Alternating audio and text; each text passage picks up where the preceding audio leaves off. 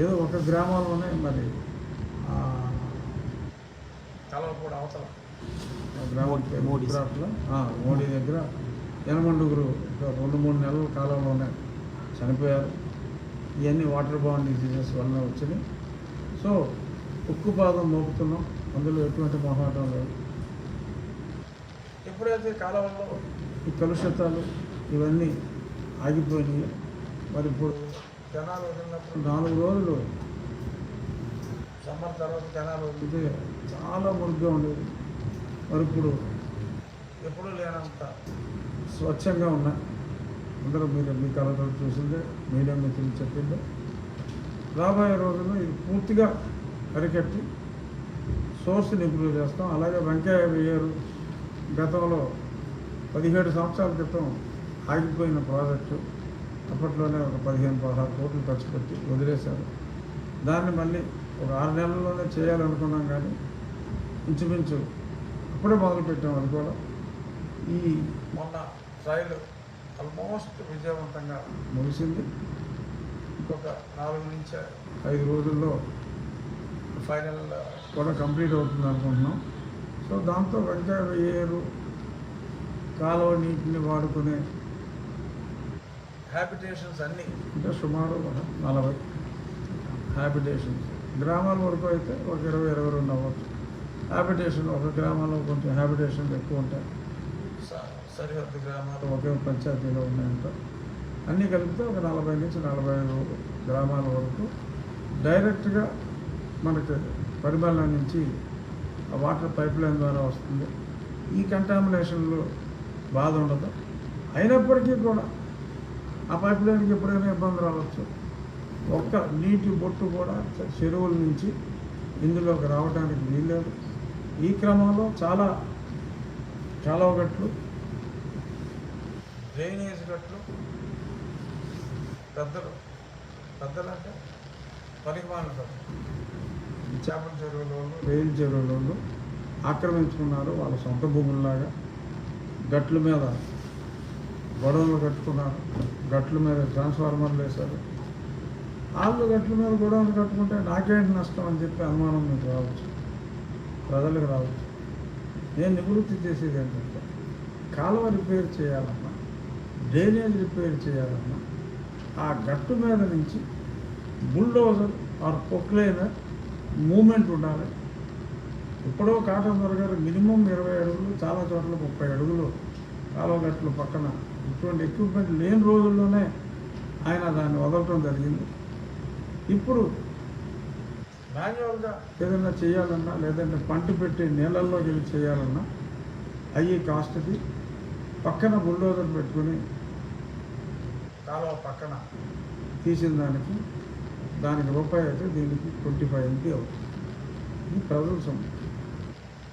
ఎవరు పడతాడు ఆక్రమించదొద్ది ప్రజల సొమ్ముని ఖర్చు పెట్టాలంటే ప్రభుత్వం దగ్గర డబ్బులు లేదు, అంతంత మాత్రంగా నిధులేస్తున్నారు.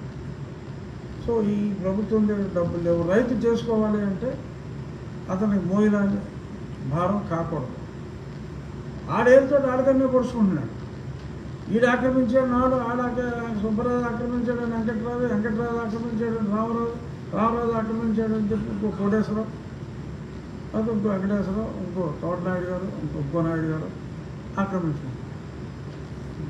ఎవరికి కూడా రిపేర్ చేసుకుంటానికి వీలు లేకుండా అయిపోయింది. సో రాజు లేదు, రెడ్డి లేదు, కమ్మ లేదు, నాయుడు లేదు, బీసీ లేదు, ఎస్సీ లేదు. ఎవరు ఆక్రమిస్తే అవన్నీ కూడా తీసేస్తాం.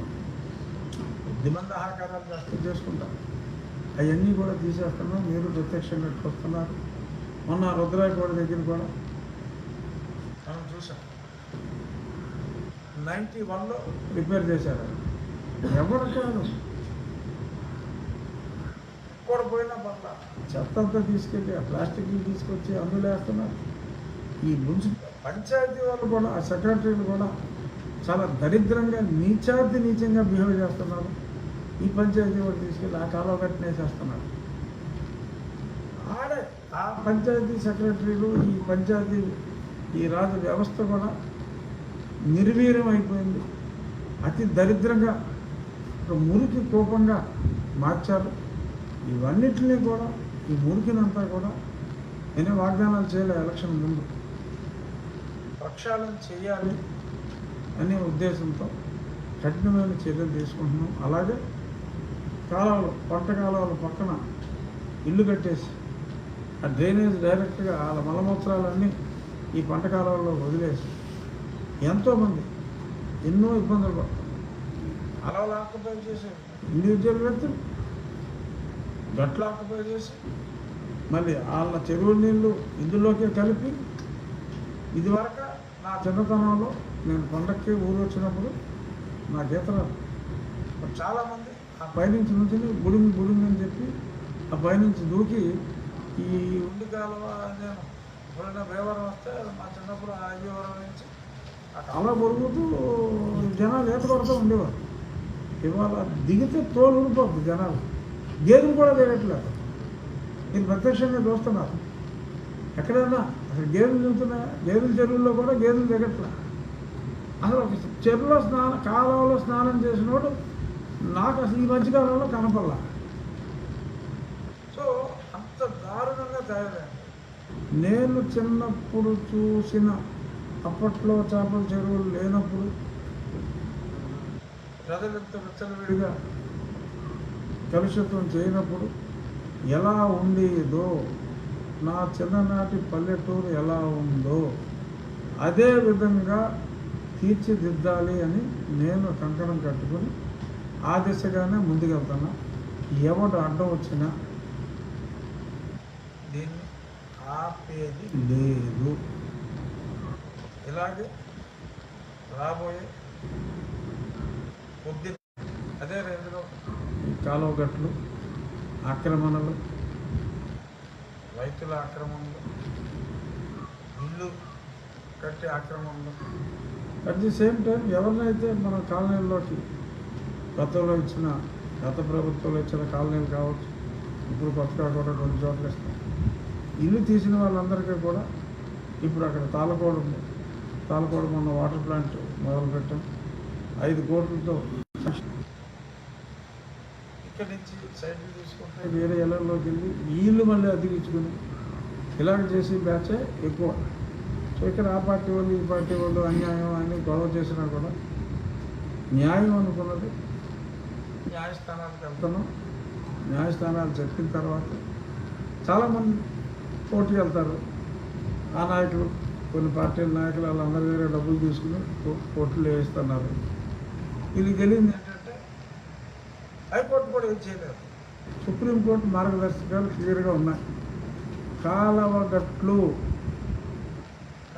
గట్ల ఆక్రమణలు, రోడ్ల మీద ఆక్రమణలు, పబ్లిక్ డిస్టర్బెన్స్, పబ్లిక్ ఆరోగ్యానికి హానికరం, చెరువుల చుట్టూ, మంచినీటి చెరువుల చుట్టూ ఆక్రమణలు చెల్లవు అని సుప్రీంకోర్టు ఆర్డర్ ఉంది.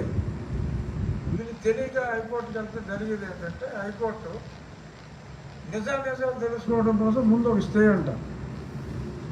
నిజాలు మనం సబ్మిట్ చేసిన తర్వాత పని చూసుకో బాబాయ్ అంటారు. జరిగేది అదే. 1 నెల 2 నెలలు ఆలస్యం అవుతుంది తప్ప ఎవడు ఉడతో పులికి ఇక్కడ ఆగేది ఏమీ లేదు. మేము రిమూవ్ చేసేది ఖచ్చితంగా పంటకాలం గట్ల మీద ఉండి డ్రైనేజ్ అందులోకి పెడతా ఉంటే ఎట్టి పరిస్థితుల్లోనూ ప్రజల ఆరోగ్యం టాప్ ప్రయారిటీ. నాకు కలిసి వచ్చేది ఏంటమ్మా, ఇప్పుడు నేను వాళ్ళు ఉంటాను 5 ఏళ్ళ తర్వాత ఈ పోస్టులో ఉండొచ్చు, ఇంకో పోస్టులో ఉండొచ్చు, అసలు ఇక్కడ లేకపోవచ్చు. నాకు కలిసి వచ్చేది ఏంటి, ఇప్పుడు ఎవరన్నా తీసేస్తారు. దాని వలన ప్రజలు అనారోగ్యం పాలవుతున్నారు, చనిపోతున్నారు.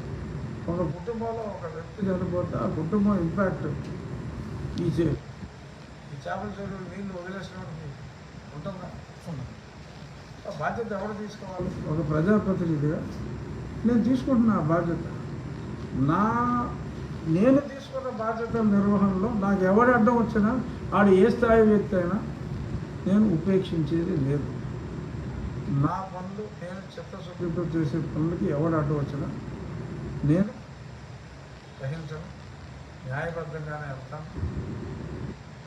ఓకే, కోర్టుకు వెళ్ళాము, వాళ్ళకు 10,000 20,000 క్షవరం, అంతకంటే వచ్చే నష్టం లేదు. మనకు గవర్నమెంట్ బెటర్ ఉంటారు, నాకు అయ్యే ఖర్చు లేదు. ఈరోజు ఇంకో దగ్గర రిమూవ్ చేస్తాం. రేపు కోర్టులు ఓపెన్ అవుతాయి. ఏదో కొద్దిగా ఏదో ఆపరేషన్ చెప్పి కొంతమంది చిల్లర నా కొడుకులు నేను ఆపరేషన్ అన్నాడు. ఏమైంది? రవిగడ్డ నువ్వు ఏమాపాడు? 2 రోజుల ముందు కొట్టించేసినా చేస్తాడు అదంతే, చేసేది ఏమంటే. సో ఎలాంటి చిల్లర నా కొడుకులు ఏమన్నా sorry to use the word but they deserve it. So ఇక్కడ ఈ అసిధార వ్రతం ఆగేది లేదు. ఈ విషయంలో మీడియా సపోర్ట్ని నేను మనస్ఫూర్తిగా అభినందిస్తున్నాను. ఆ కాలంలో వదిలే వాళ్ళని పట్టుకోమంటే నలుగురిని పట్టుకున్నారు, కానీ ఇంకా చాలామంది ఉంటారు. ఇంకా మీరు డాక్టర్లతో చూడాలి. ఏ సమస్య ఉన్నా మీడియా చాలా, నేను రోజు పొద్దున్నే పేపర్లో చూసి క్రిటిసిజం కోసం చూస్తాను. ఇదిగో అక్కడ పలానా ఊళ్ళో ఎవడో ఆక్రమించాడు. ఇవాళ పొద్దున్న పేపర్లో చూశాను, ఆకువీళ్ళలో ఎవడో ప్రభుత్వ స్థలాన్ని ఆ సమతా నగర్ దగ్గర కప్పేసాడు. అని వాటిని తీసుకెళ్ళి చదివేస్తాం. ప్రభుత్వ స్థలం తీసేసుకుంటామని ఆడేదో సొంత పర్పస్ కోసం ఏదో చేసుకుంటున్నట్టున్నారు. నిన్న మరి పవన్ కళ్యాణ్ గారు ఒక చక్కటి మనం ఏదైతే చేస్తున్నామో మన ఆలోచనకి దగ్గరగా నేనేం చేసినా ఇండివిజువల్ కాబట్టి ఒక ఎమ్మెల్యేగా నా నియోజకవర్గానికి చేయగలను.